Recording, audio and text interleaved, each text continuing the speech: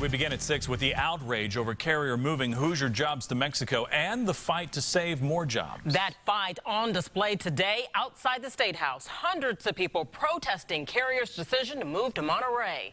Their protest even drawing the support of a presidential candidate. And we have learned this. Carrier offered to stay if workers took an enormous pay cut.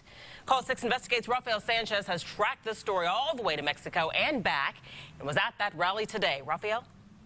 Erica and Todd, good evening. Talk about another bombshell. The first one, the jobs moving to Mexico. The second one, today we learned that Carrier would have considered staying if the workers at the Westside plant would accept $5.85 an hour with no benefits. When the crowd here at the State House heard that during the rally, they booed and then they hit the streets.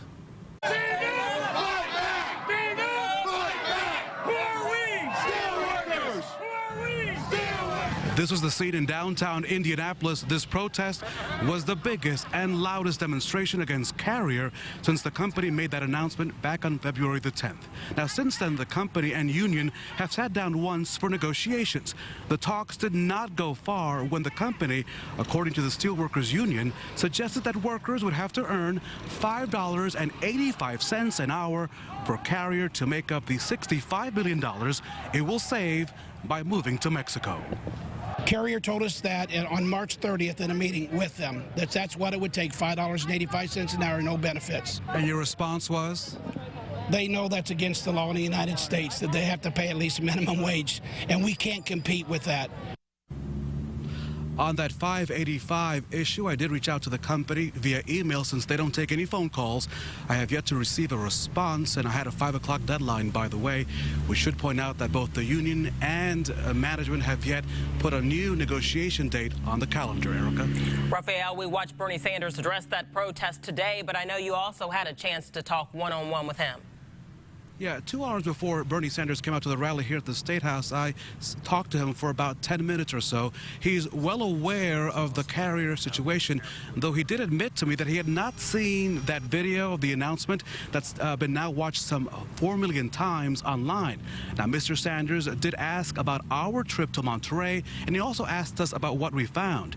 He expressed dismay with Carrier's parent company, Connecticut-based United Technologies, because on one hand, he said, they take millions in military contracts, and on the other hand, they abandon the American workers in Huntington and Indianapolis who've made them a lot of money.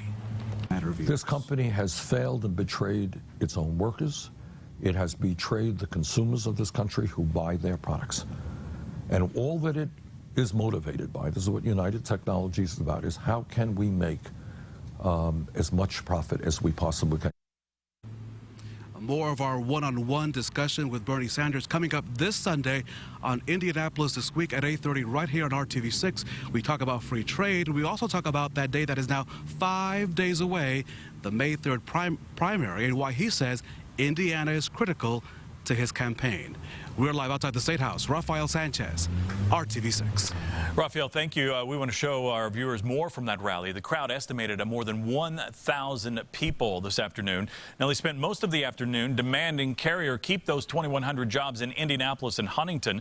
Senator Joe Donnelly and Democratic candidate for Governor John Gregg joined Bernie Sanders on stage.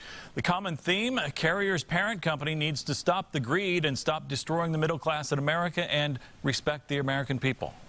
It seems like an epidemic, all the jobs being sent overseas, and you never know. We worry, we could be next someday, and you just want to show support to try to stop it from happening. Sanders told the crowd that if elected president and those Carrier jobs leave the country, Carrier's parent, United Technologies, could risk future defense contracts with the government.